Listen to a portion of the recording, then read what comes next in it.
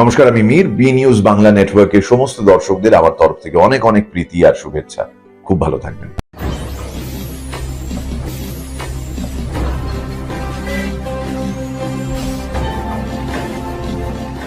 সততার পথে সত্যের খোঁজে আপনারা দেখছেন বি নিউজ বাংলা নেটওয়ার্ক।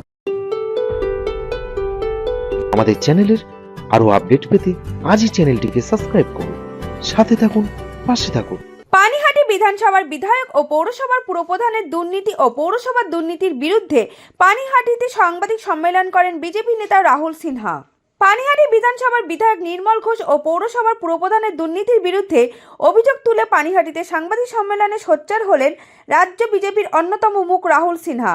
এদিন শিক্ষকদের চাকরি টাকার বিনিময়ে ছিনিয়ে নেওয়া থেকে শুরু করে অভয়ের মৃতদেহ তড়িঘড়ি সৎকার সব নিয়েই সরব হন রাহুল সিনহা।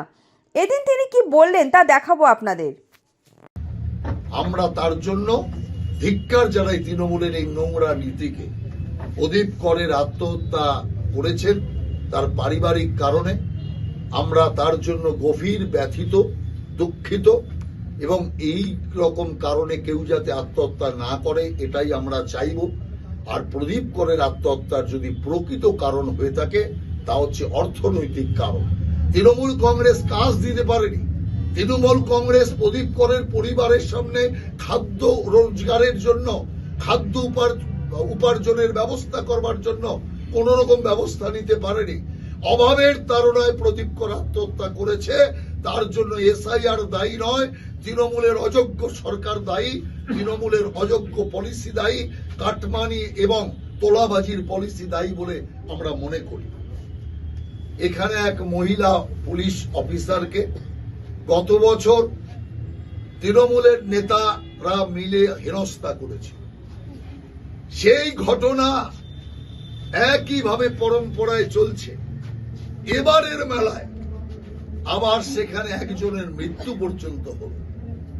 অতএব পুলিশের মহিলা অফিসারকে হেনস্থার পরও যে কোন রকম পাল্টায়নি, হেনস্থা স্থিরতা আনি এখন চলে গেছে মৃত্যুতে, তার মানে পানিহাটির অবস্থা কোন দিকে যাচ্ছে এটা সহজেই অনুমেয়। এবং আমরা মনে করি পানিহাটিতে যে দই চিড়া উৎসব হয়েছিল, দই চিড়ে উৎসবে পদপৃষ্ট হয়ে 10-এর অধিক লোক মারা গেছে, কিন্তু সরকার স্বীকার করেছিল, পুলিশ স্বীকার করেছিল 4 জন। কিন্তু সেই 4 জনের মৃত্যুর কি হলো? সেই 4 জনের মৃত্যুর বিচার কোথায় পেল? 10-এর অধিক মানুষ মারা গিয়েছে।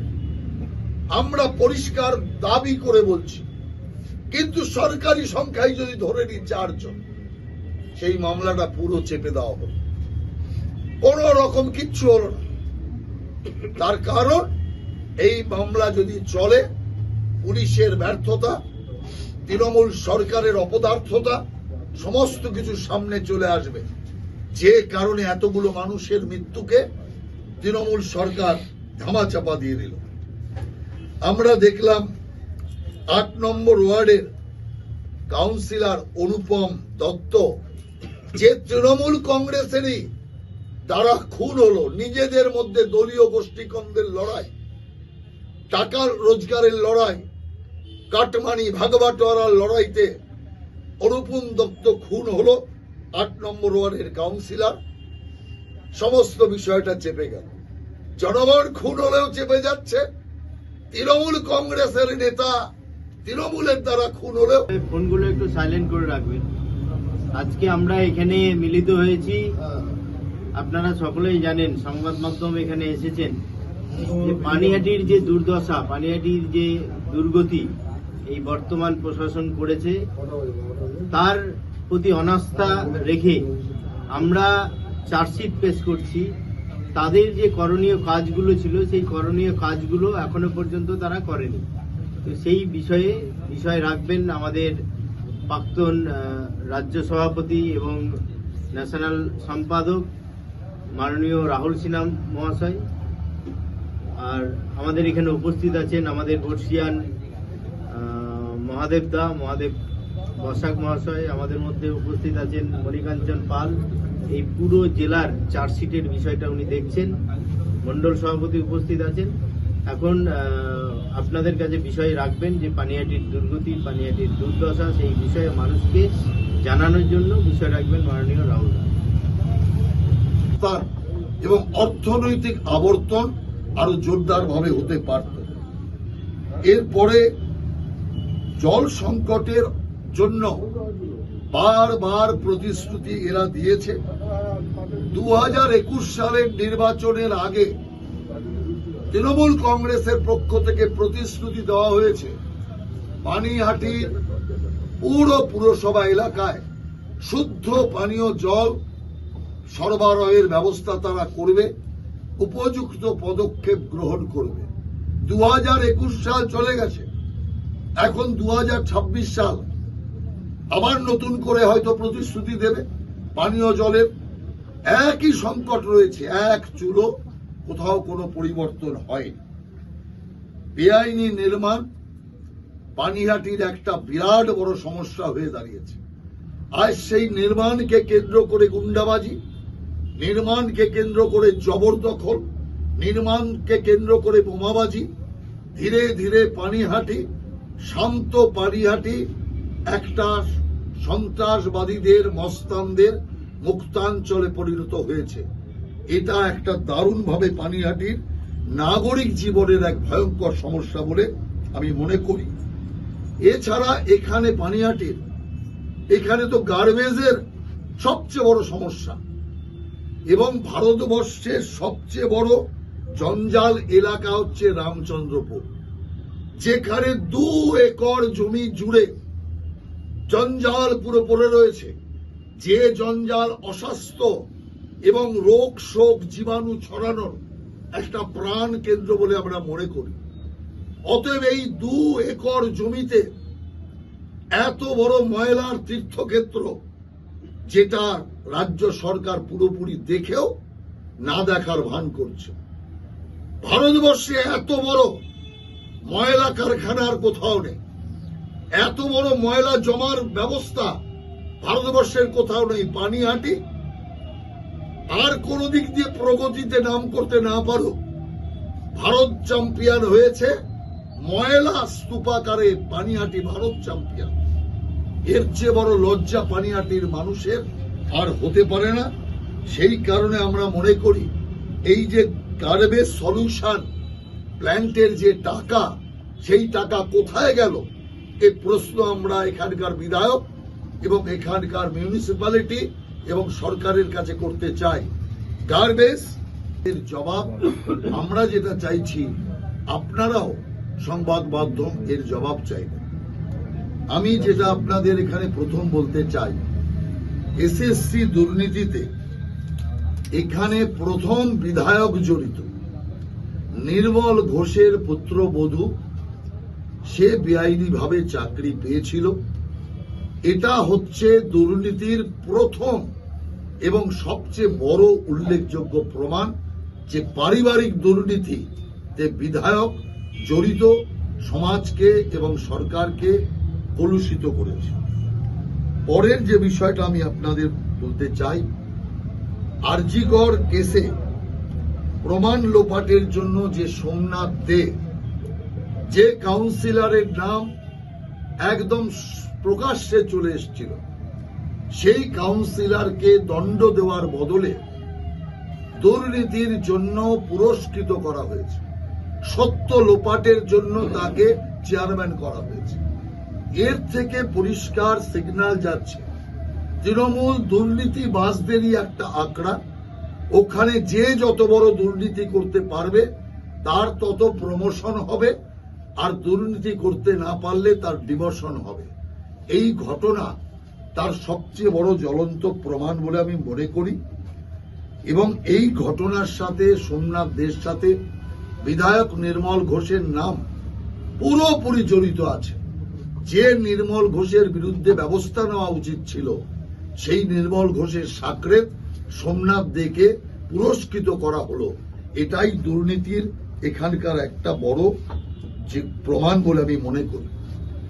এখানে দীর্ঘদিন যাবৎ উন্নয়নের কথা বলা হচ্ছে, মেয়র আগে ৪৫ কোটি এখানকার রাস্তাঘাট ইত্যাদি সংস্কারের জন্য ঘোষণা করেছিলেন। কোথায় সে টাকা দেওয়া হলো আর টাকা গেল কোথায়, কে টাকা খেলো, কে টাকা পেল, কোনো হিসাব নেই পানিহাটি। উল্টে এখন ইলেকশনের আগে আবার নতুন করে ৪০ কোটির গল্প শোনাচ্ছে ফিরহাদ হাকিম।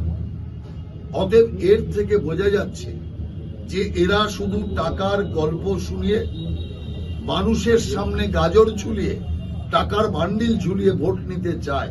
নইলে দীর্ঘদিন যাবৎ যে ওয়ার্ডগুলির রাস্তা মরণ ফাঁদে পরিণত হয়েছে, সেই ওয়ার্ডগুলি ৬ নম্বর, ৭ নম্বর, ৯ নম্বর, ১১ নম্বর, ১৭ নম্বর, ২২ নম্বর, ২৯ নম্বর এবং ৩২ নম্বর, এই ওয়ার্ডগুলোর রাস্তা জনসাধারণের চলাচল, যান চলাচলের পক্ষে কোনো রকম ভাবেই ফিট নয়, যেখানে অ্যাক্সিডেন্ট একটার পর একটা রোজ হয়ে যাচ্ছে।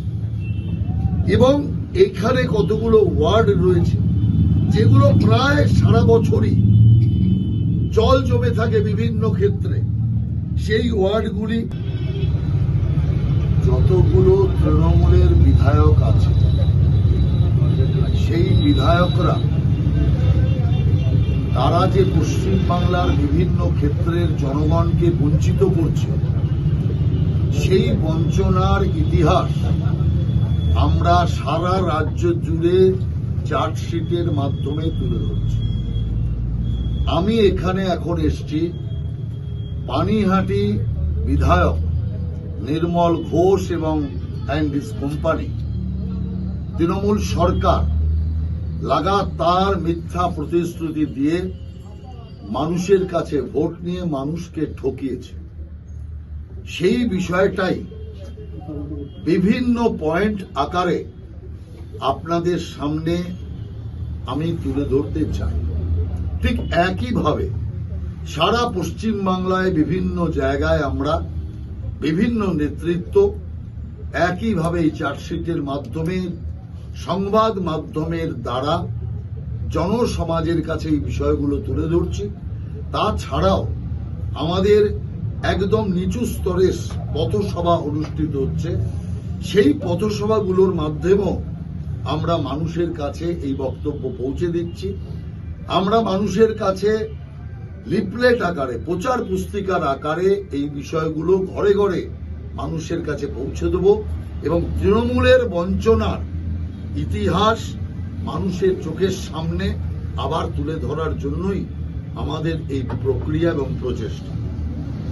আমি আশা করব জনস্বার্থে সংবাদ মাধ্যম এই বিষয়গুলোকে প্রচার করবে, তৃণমূলের সামনে এগুলো খুলে সিবিআই ইনকোয়ারি আমরা পানিহাটিতে বসে দাবি করছি। সরকার সাহস থাকলে সেটা করা। ১১ নম্বর ওয়ার্ডের কাউন্সিলর তারক বাবু জেল খাটছে এবং তার তারক গুহ জেল, আমি বাবু বলবো, জামিন হয়েছে গেছে এবং সেই ঘটনাও যে জামিন হলো কি করে। অতএব পুলিশ সেখানে উপযুক্ত ধারা লাগায়নি, যে কারণে তার জামিন হয়ে গেছে। এর দ্বারা একটা জিনিস প্রমাণ হয়, তৃণমূলের নেতা অপরাধ করলে সেই নেতার শাস্তি হয় না, গ্রেপ্তার হয়, জেল খাটে শুধুমাত্র লোক দেখানো। পরিস্থিতি ঠান্ডা হলেই আবার সেই নেতা জেল থেকে বেরিয়ে আসে। অর্থাৎ অসহায় অপরাধী জেল খাটছে, আর পরিকল্পিতভাবে যারা সমাজকে কলুষিত করছে, নোংরা করছে, অপরাধ করছে, খুন করছে, তাদের কিন্তু সাতক্ষর বাপ তারা ছাড়া পেয়ে যাচ্ছে। এই ঘটনা পরিষ্কারভাবে প্রমাণ করছে যে এখানে তৃণমূল কংগ্রেস এক অশান্তির রাজত্ব, এক অনুন্নয়নের রাজত্ব, এক মানুষের উন্নয়নের অর্থ চুরির রাজত্ব কায়েম করেছে। এখানে স্বামী বিবেকানন্দের নামে ধোকা দিয়ে স্কুল তৈরি করার নানা রকম প্রতিশ্রুতি দিয়েও সেগুলোকে পালন করা হচ্ছে না। অতএব আমরা মনে করি যে পানিহাটির মানুষ এই বিষয়গুলো বিচার করুক, আর পানিহাটির মানুষ এই বিষয়গুলো বিচার করে গণতান্ত্রিকভাবে তাদের যে সাজার দেবার অধিকার, সেই অধিকার মানুষ প্রয়োগ করুক। এটাই পানিহাটির মানুষের কাছে আপনাদের মাধ্যমে আমাদের প্রশ্ন, আমাদের সমাধান পৌঁছে দেওয়ার জন্য আমরা আজকে এখানে আপনাদেরকে সামনে এই বিষয়গুলো উত্থাপন করলাম। আমরা আশা করি আপনাদের দ্বারা তৃণমূল কংগ্রেস এই প্রশ্নের উত্তর দেবে, মানুষ এই প্রশ্নের সমাধান করবে, এটাই আমাদের আশা এবং বিশ্বাস। ধন্যবাদ। টালিগঞ্জ থেকে ক্যামেরায় বেনুদেবের সঙ্গে Soma Debnath, B news Bangla network. আরও আপডেট পেতে আজই চ্যানেলটিকে সাবস্ক্রাইব করুন, সাথে থাকুন, পাশে থাকুন।